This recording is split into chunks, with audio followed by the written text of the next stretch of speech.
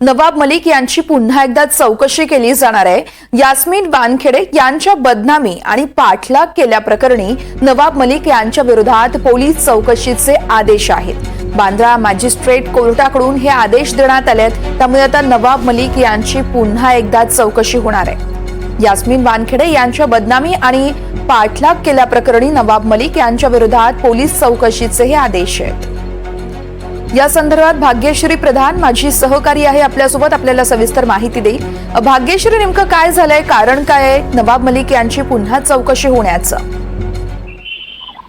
नक्कीच वर्षा, यास्मीन वानखेडे या समीर वानखेडे यांच्या बहीण आहेत आणि नवाब मलिक यांचे जावई समीर खान यांच्यावर ड्रग्स रॅकेट ज्यावेळी सुरू होतं त्यावेळेला समीर वानखेडे यांनी त्यांच्यावर केस केलेली होती। त्यांना एका गुन्ह्यामध्ये ड्रग्सच्या पकडलेलं होतं आणि त्यानंतर सातत्याने नवाब मलिक समीर वानखेडे यांच्यावर टीका करत होते। याच दरम्यान यास्मीन वानखेडे या हायकोर्टात वकील देखील आहेत, त्यांच्यावर देखील नवाब मलिक यांनी ट्विट करत तसंच समाज माध्यमांवर पोस्ट टाकत बदनामी केलेली होती, त्याचा पाठलाग केलेला होता असा आरोप जो आहे तो यास्मीन वानखेडे यांनी त्यांच्यावर लावलेला होता।